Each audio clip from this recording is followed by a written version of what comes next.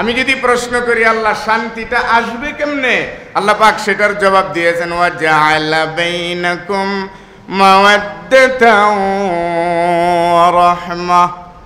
আরে শান্তি তো আসবে ভালোবাসা দিয়া, তুমি তারে বেশি করে ভালোবাসবে, তোমার হৃদয়ে ভালোবাসার সৃষ্টি আমি আল্লাহ করে দিব, সেও তার জীবন মরণ দিয়ে তোমাকে ভালোবাসবে। এই ব্যবস্থাপনা তোমাদের উভয়ের দিলের ভিতরে আমি আল্লাহ তাআলা তৈয়ার করে দিয়েছি, বানিয়ে দিয়েছি। সুবহানাল্লাহি ওয়া বিহামদিহি। কিন্তু আমরা আল্লাহর আদেশের বাহিরে চলার কারণে এখন আমার দিলে আমার স্ত্রীর প্রতি যত ভালোবাসাটা ছিল, এই ভালোবাসাটা পুরাটাই দুশ্মনীতে পরিণত হয়েছে। আবার আমার স্ত্রীর দিলের ভিতরে যতটুকু ভালোবাসা আমার জন্য আল্লাহ পাক দিয়েছিল, তার সেই সবটুকু জ্বলে পুড়ে সারকার হয়ে গেছে। এখন সেও তার স্বামীকে দেখলে যেখানে খুশি হওয়ার কথা, সে তার স্বামীর চেহারাকে দেখলেই তার শরীরে আগুন জ্বলে ওঠে। স্বামী আর স্ত্রীর ভিতরে যেই ভালোবাসা আর যেই মহাব্বত আর যেই শান্তি আল্লাহ পাক নির্ধারণ করে দিয়েছিল, সেই শান্তি সেই সুখ আজও বিদ্যমান। যদি তুমি কোরআনকে সামনে রেখে কোরআনী পরিবার যদি গঠন করার চেষ্টা করো, শান্তি ভালোবাসা আজও উপসে পড়বে, অশান্তি বলতে কিছুই থাকবে না। আজ ঘরে ঘরে দেখুন, ঘরে ঘরে দেখুন, যেখানে শান্তি দিয়ে ভরপুর করার কথা, যেখানে শান্তির পাওয়ার হাউস বানাইছেন আল্লাহ তাআলা প্রত্যেকের স্ত্রীকে, শান্তির পাওয়ার হাউস, যেখানে গেলে শান্তি দিয়ে তুমি ভরপুর হয়ে যাইবা। আর আমাদের সেই শান্তির পাওয়ার হাউসগুলি আজ নিভু নিভু হয়েছে, আগুনের চেয়ে আরো বেশি বেগবান হয়ে গেছে, যে গেলেই জ্বলে ওঠে, গেলেই জ্বলে ওঠে। যেখানে ভালোবাসা উতলে ওঠার দরকার, সেখানে গেলেই আগুন জ্বলে ওঠে। কে জ্বালাইলো এই আগুন? যদি এখন আমরা প্রশ্ন করি যে কে জ্বালাইলো এই আগুন, তাহলে ভাইরা আমার জবাব দিতে হবে, এই আগুন আমার নেতায় জ্বালায় নাই, আমার আত্মীয় স্বজনরা জ্বালায় নাই, আমার বন্ধু বান্ধবরা জ্বালায় নাই, এই আগুন আমি নিজেই জ্বালাইছি আমার নিজের আচরণ দিয়া। একই উত্তর আসবে।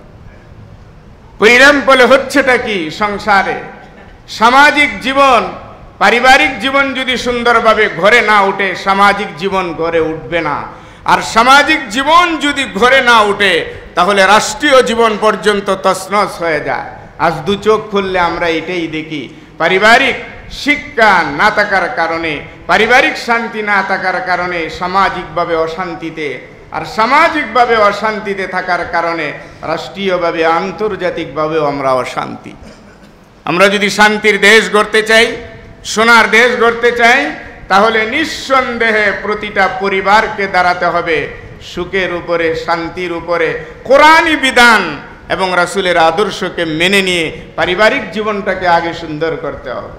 কি চান আপনি আপনার পরিবারে?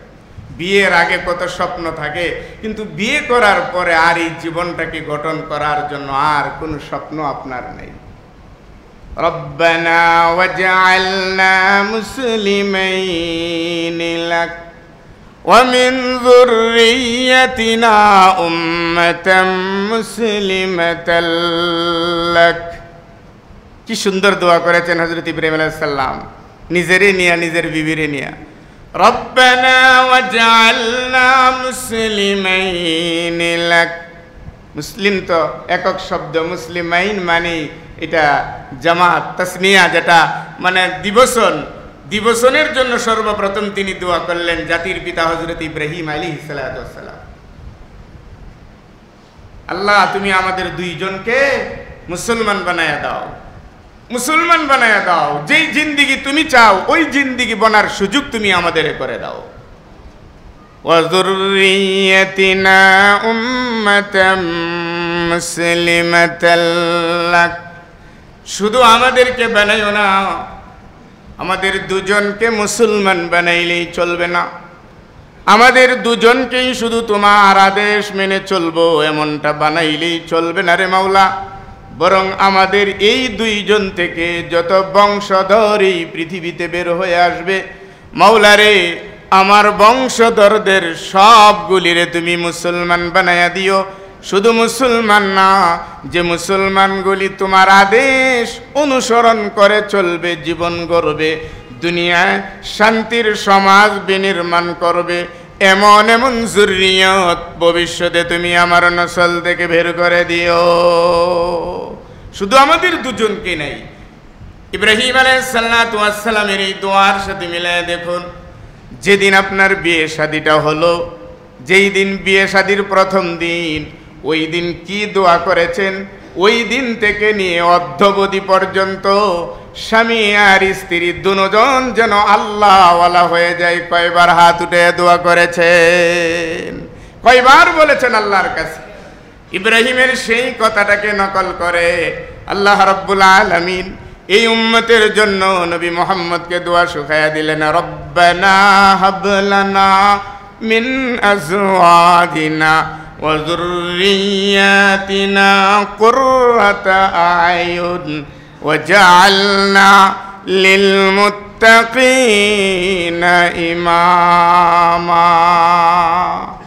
নবী আপনি দোয়া শিখান, দোয়া শিখায়া দেন। কি দোয়া করবেন? নবী দোয়া করেছেন, রব্বানা হাব লানা মিন আজওয়াজিনা।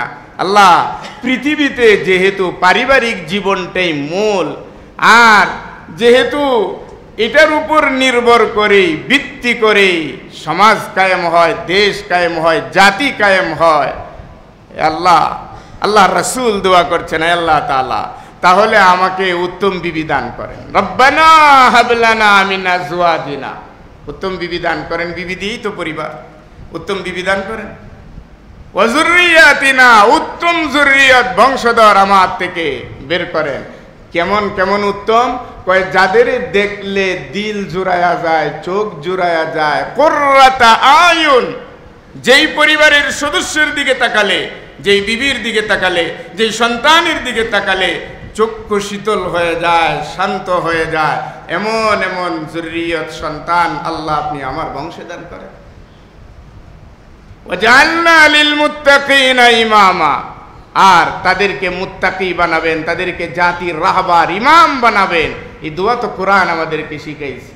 ভাইরা আমার, বিয়ে শাদীর জীবন থেকে নিয়ে আজ পর্যন্ত সুখী জীবন কায়েমের জন্য কত মন্ত্রতন্ত্র আর গঠনতন্ত্র আমরা মানলাম, কিন্তু কোরআনের এই কথাগুলি বিয়ের দিন থেকে শুরু করে আজ পর্যন্ত চিন্তা করে একবার দেখুন তো, কোরআনের এই বিধানগুলি কায়েমের জন্য একদিন কি আল্লাহর কাছে চাইছে? একটা দিন। শান্তির পার হাউস হলো তোমার স্ত্রী, তোমার বিবি। ওখানে যাইবে সারাদিন, সারাদিন পরিশ্রম করার পরে একটা স্বামী ঘরে ঢুকবে, তার স্ত্রীর কাছে গেলেই সে শান্তি পাবে। কথা দুনিয়ার কোনো নেতা নেত্রীদের নয়, এই কথাটা হলো স্বয়ং আল্লাহ তাআলার। সুবহানাল্লাহ বলেন। পৃথিবীতে সবার কথা মিথ্যা হতে পারে, কিন্তু আল্লাহর কথা মিথ্যা হতে পারে না। আল্লাহ পাক বলছেন, সারাদিনের ক্লান্তি, সারাদিনের যন্ত্রণা, সারাদিনের পেরেশানি, বন্ধু বান্ধবদের দেয়া দুঃখ যাতনা সব তুমি ভুলে যাবে ঘরে যখন তোমার স্ত্রীর কাছে যাবে। এটা আল্লাহর বাণী, আল্লাহর কথা। এখন আমরা দেখি সারাদিন যতটা না ক্লান্তি আর অশান্তি বুধ নিয়ে ঘরে ঢুকি, ঘরে ঢুকার পরে শান্তি আর ক্লান্তি আরো বেশি বেড়ে যায়। তাহলে কি আল্লাহর কথা ভুল? নাউজুবিল্লাহ বলেন, আল্লাহর কথা ভুল না, বরং আল্লাহ যেইভাবে বলেছিল সেইভাবে নাই। এজন্য আমার এটা শান্তির জায়গাটা অশান্তি দিয়ে ভরে দিয়েছেন কে? আল্লাহ তাআলা। নে তুই তোর সুখ খুঁজবে তোর মতন করে, দেখ তুই খুঁজে খুঁজে বের কর। প্রত্যেকটা পরিবার তছনছ হয়ে যায়। বিয়ের আগে এত আদর, এত ভালোবাসা, এত যত্ন, আহারে কত কিছুই না করে। বিয়ের আগে ভালোবাসা, এটা তো ইসলামও সমর্থন করে। লাভ বিফোর ম্যারেজ, এটা ইসলাম সমর্থনে নেই, ইসলাম এটাকে সমর্থন করে। অর্থাৎ ইসলাম বলে লাভ আফটার ম্যারেজ, বিয়ের পরে যত ভালোবাসা আছে দেও, আমি আল্লাহর পক্ষ থেকে নিষেধ নাই। কিন্তু এটা যদি আগে চলে যায়, বিয়ের আগে চলে যায়, তাহলে আগেই তুমি একটা অশান্তির যন্ত্রণার বড় একটা মেশিনকে তুমি কিনে নেওয়ার চেষ্টা করেছো। চেষ্টা করতে বিয়ের আগে ভালোবাসার শেষ নাই, আদর যত্নর শেষ নেই। বিয়েটা হতে না হতেই 3 মাস গড়ায় না, খালি তালাক, খালি তালাক, খালি তালাক। সমাজে তালাকের প্রবণতা এত বেশি কেন? যেটা শান্তির জায়গা আল্লাহ বানাইছিলেন, আর সেই জায়গায় শান্তি তো দূরের কথা, অশান্তিতে জ্বলতে জ্বলতে এখন খালি তালাক, খালি তালাক, খালি তালাক। তালাক হলো হালাল বিষয়ের মধ্যে সবচেয়ে একটা পচা হালাল, নিকৃষ্টতম একটা হালাল, যদিও শরীয়ত সেটা অনুমতি দিয়েছে, কিন্তু এখন সেটা এমন অবস্থা ধরেছে যে ঘরে ঘরে ঘরে ঘরে যন্ত্রণা যন্ত্রণা সইতে না পেরে স্ত্রী তালাক দেয় স্বামীরে, স্বামী দেয় স্ত্রীরে, একবারের জায়গায় দুইবার দেয়, দুইবারের জায়গায় তিনবার দেয়। কি একটা যন্ত্রণা শুরু করেছে, তালাকও দিচ্ছে, আবার তালাক দিয়ে সেই বিবিকে নিয়ে সংসারও করছে। কি এক আজীব জীবন মুসলমানের, কি এক আজীব জীবন মুসলমানের। তালাকের প্রশ্ন আসবে কেন? কে দিয়েছে তোমাকে এই তালাকের ব্যাপারে এতটা উদ্বুদ্ধ হতে? কেউ তো দেয় নেই। কেন? যেখানে শান্তির জায়গা তুমি শান্তির জায়গা বানাও। কি করবে আজ নারীরা? নারীরা আজ সবচেয়ে বেশি নির্যাতিত পাষাণরূপী পুরুষদের কাছে। যেই পাষাণরূপী পুরুষগুলি কোরআন এবং হাদিসকে না মানার কারণে সকল জ্বালা যন্ত্রণা দিয়ে নিজের ঘরের আপনজন তার সহধর্মিনী স্ত্রীটাকে জ্বালা যন্ত্রণা দিতে দিতে দিতে দিতে একেবারে এমন অবস্থা করে ফেলেছে যে বেচারির মন বলতে আর কিচ্ছু নাই। এখন সে ভাবে যে মরণটা হইলেই বুঝি আমার ভালো।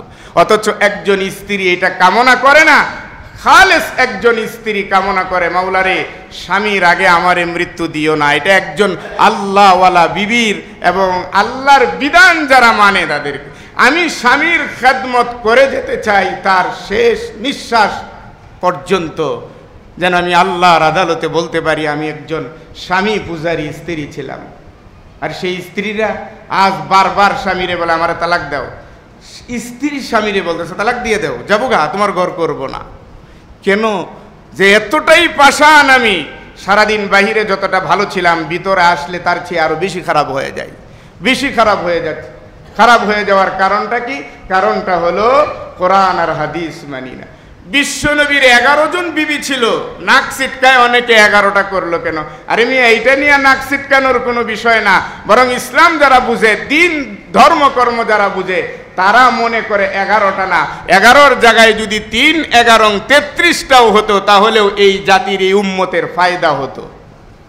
কিন্তু বলে 11টা করলো কেন? এটা একটু তালাশ করে দেখো যে 11টা বিবির সাথে একদিন তিনার কোনো ওই রকম দহরম মহরম হয়েছে কিনা? একজনের সাথেও তো হয়নি।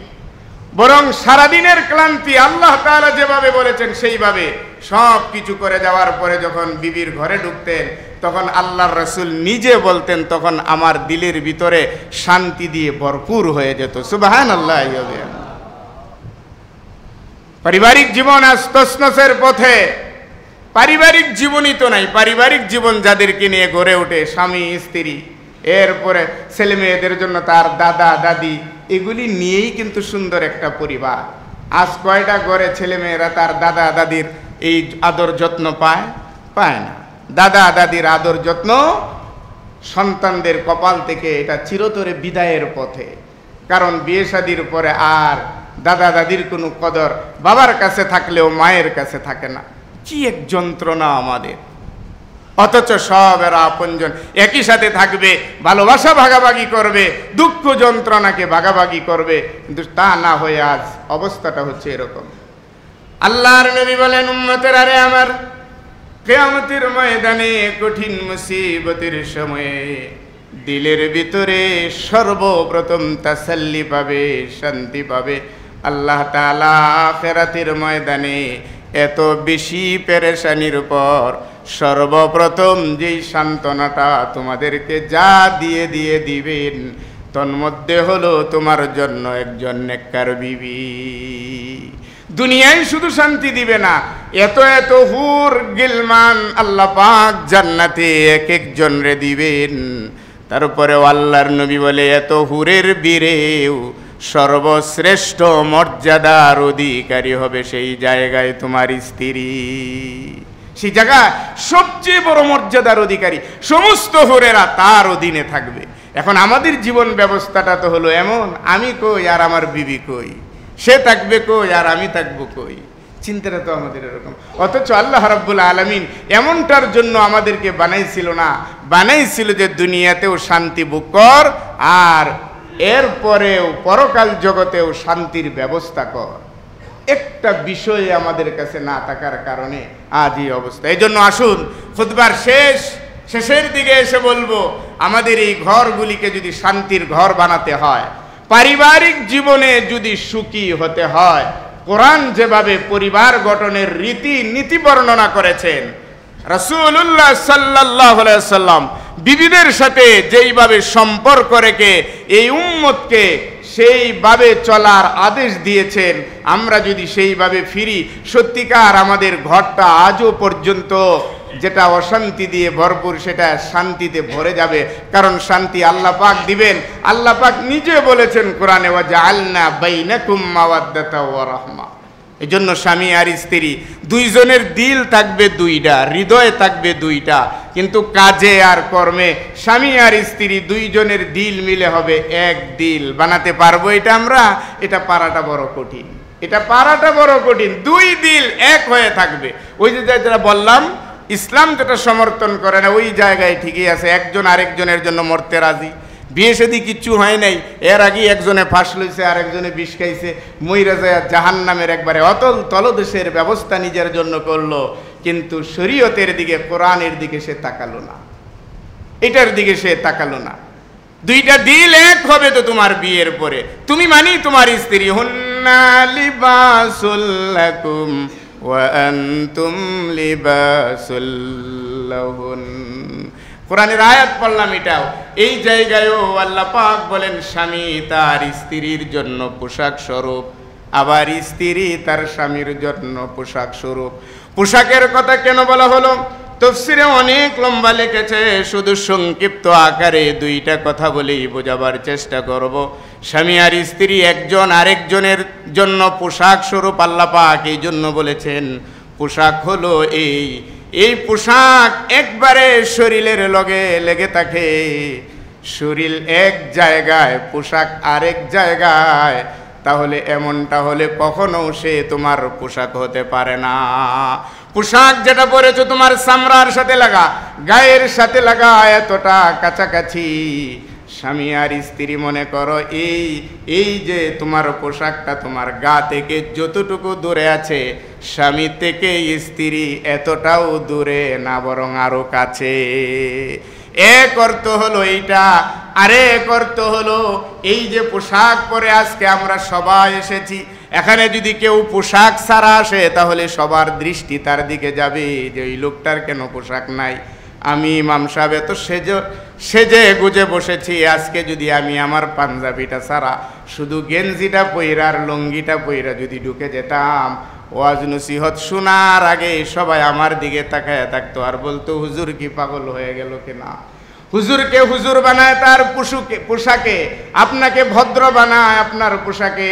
পোশাক মানুষের সৌন্দর্যের একটা শেয়ার নিদর্শন। আল্লাহ রাব্বুল আলামিন বলেন একটা নারীর জন্য তার সৌন্দর্যতা হলো তার স্বামী, আর স্বামীর জন্য সৌন্দর্যতা হলো তার স্ত্রী। হুন্না লিবাসুল লাকুম ওয়া আনতুম লিবাসুল লাহুন। কোরআন যেখানে আমার স্ত্রীকে পোশাক বানায়, আমার স্বামীকে আবার স্ত্রীর জন্য পোশাক বানায়, সেই জায়গায় আজকে একজন আরেকজনরে দেখতে পারেন আর খালি তালাক আর তালাক। বোঝা গেল সব আমাদের ভিতরে আছে।